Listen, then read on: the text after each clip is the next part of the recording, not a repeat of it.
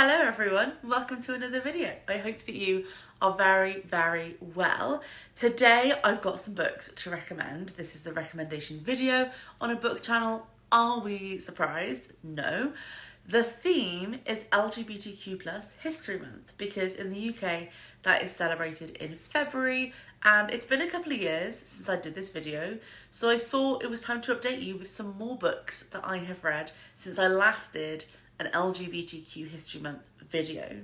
I have 10 books to talk about, 5 fiction and 5 non-fiction. And actually 2 of the non-fiction I have talked about before, but I think they're so good they need to be talked about again.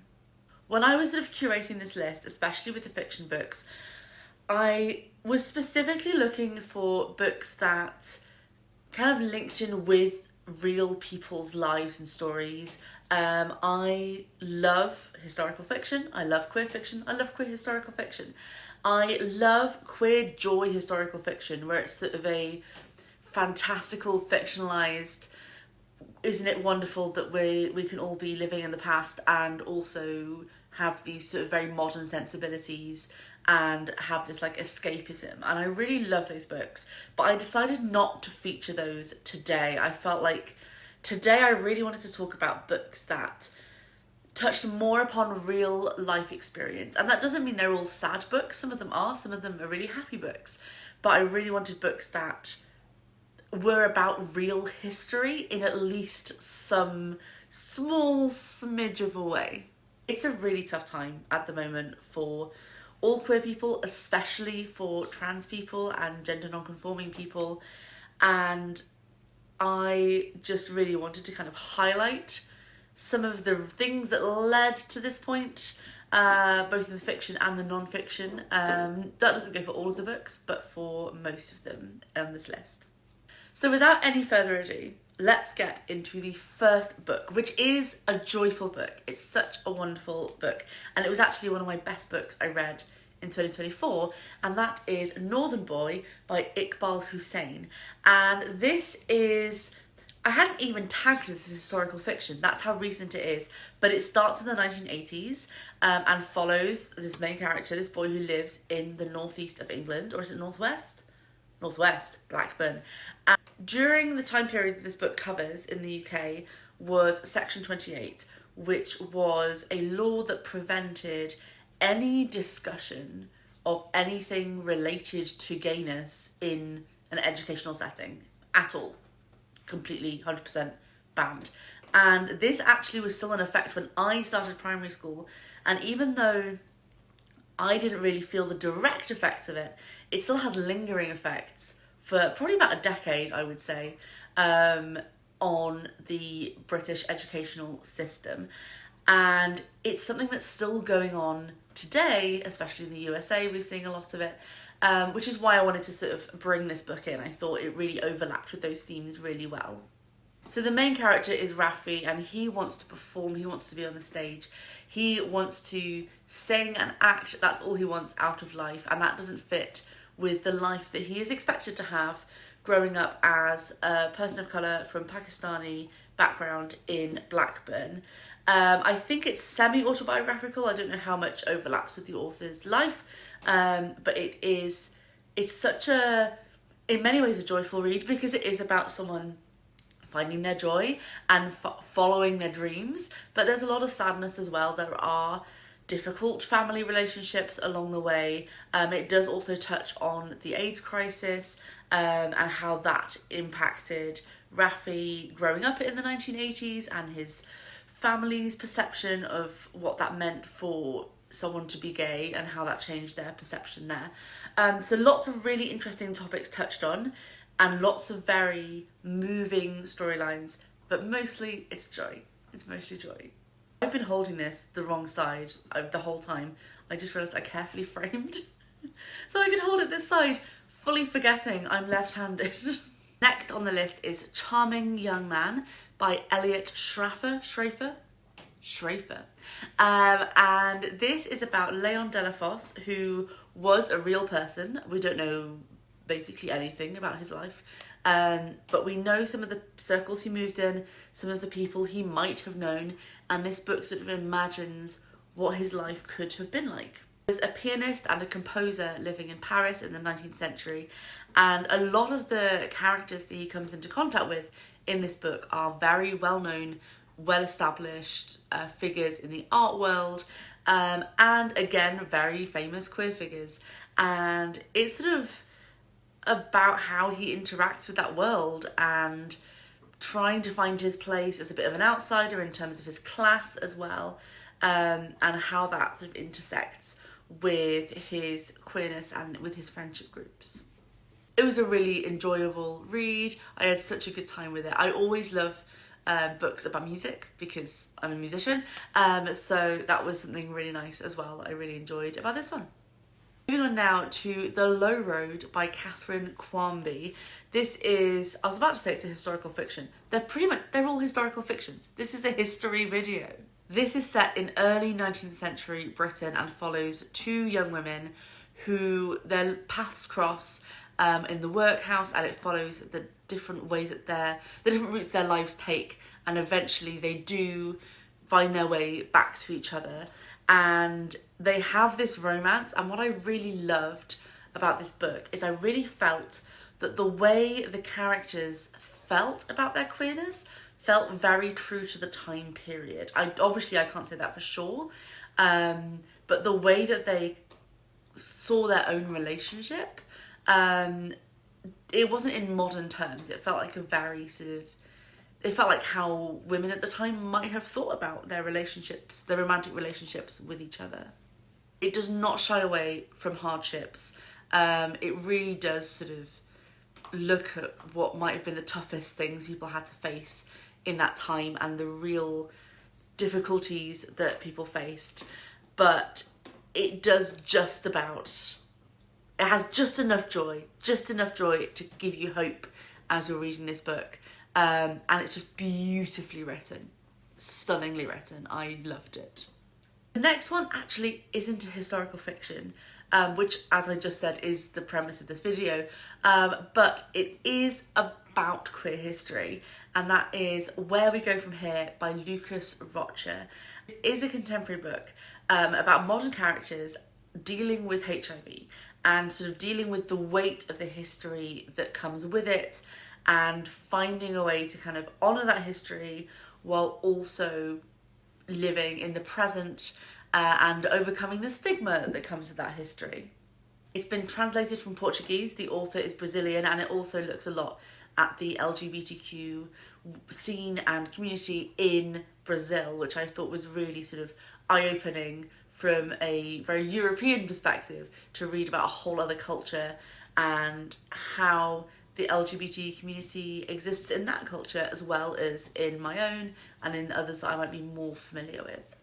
Sometimes a book you have such a strong association with where you read it, and I do really clearly remember reading this. I'm pretty sure I read it in one sitting because I read it in the waiting area at Heathrow Airport, and I just powered through the whole thing. It was such an absorbing read, and really, really powerful in how it was told.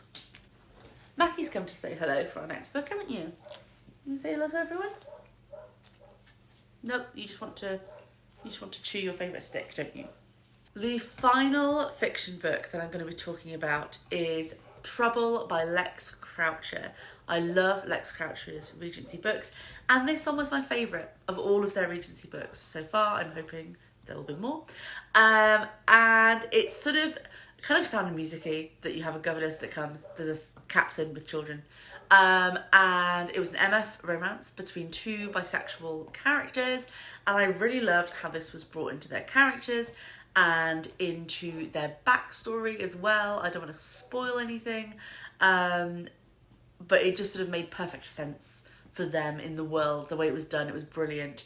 And a lot of the side characters are also queer, and this is a very deliberate thing from the characters, if that makes sense. You've got this captain who is, in our modern words, bisexual, and he has deliberately made his staff a safe haven, which I just really, really loved. There was also a lovely trans coming out storyline, which was really, really beautifully done, and again done in a period appropriate way, that just, it was just lovely, and just a reminder that we've always been here, which is what all of these books, you know, just really should be reminding us. We've always been here, and yeah, always been here.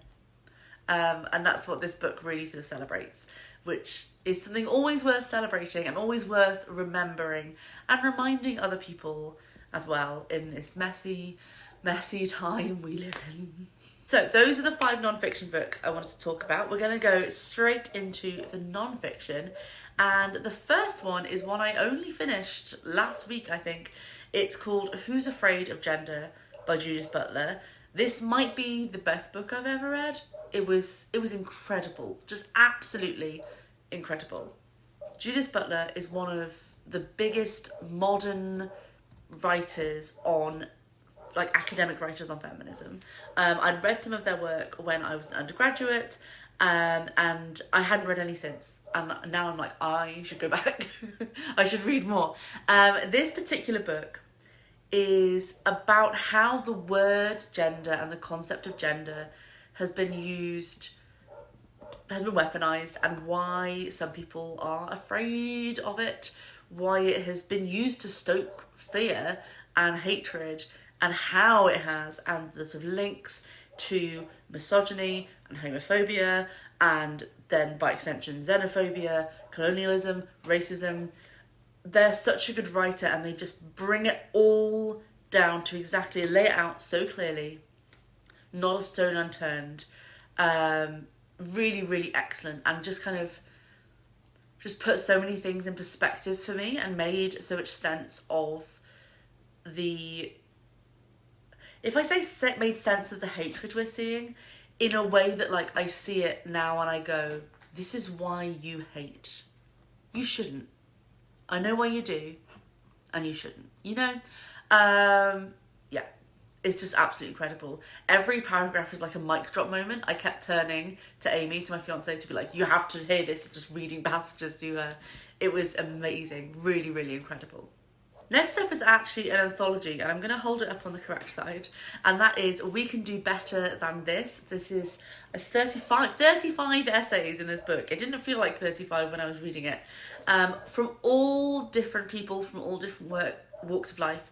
Well, on the back it says, a powerful manifesto on creating a better world for LGBTQ plus people. So it's as much about the future as it is about history, but we all know those two things go hand in hand. It's what I really enjoyed about this book is how many different voices were included from different countries, different continents, all different gender identities, all different generations, all different experiences. You get such a sort of wide view of the challenges faced all over the world, and the challenges overcome all over the world as well. It's just as much about what has been achieved as about what is still to be achieved. I think this is something everyone could get something out of. Not every essay will be for everyone, but that is the nature of an essay collection. But there is definitely something that everyone can take away from this book.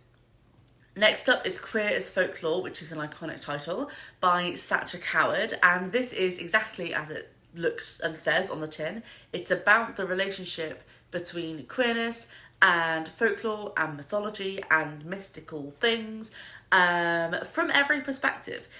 Both why many queer people feel connections with mythology and with folklore, with why and how they've become symbols, such as unicorns have become symbols for queer people, and how it's external forces as well as sort of internal forces, if that makes sense, as to how we have these relationships. It's very broad in what he considers to be folklore, but I think that's for the best. It's a really interesting book.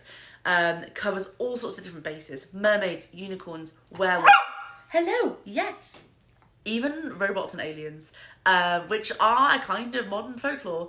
So yes, a really great read for anyone interested in that sort of corner of queer history. And finally, as I said, the last two are books that I have talked about before, but they need to be talked about again because they're that important. And they are The Transgender Issue by Sean Fay and The Hidden Case of Ewan Forbes by Zoe Playdon. Both of these are about trans history in the UK, and the transgender issue is a manifesto for trans liberation, for trans rights. It is, again, a mixture of being about the past, the present and the future. And then The Hidden Case of Ewan Forbes is about one specific court case in the UK that has shaped transgender rights in the UK. And both are fascinating reads, really essential reads. And just I can't talk highly enough about either of them. They are both so good and really eye-opening, and especially if you are in the UK, very relevant to what is going on now. So yes, those two are ones that I will probably mention every time I do this video because they are that good. So those are my recommendations for this year's LGBTQ History Month. I would really love to know your recommendations. As I was making this video, I realised I read a lot of queer fiction, I read a lot of historical fiction. I haven't read much queer historical fiction. So please do leave your recommendations in the comments section. Let me know if you have read any of these books, what you thought, and I will see you in the next video.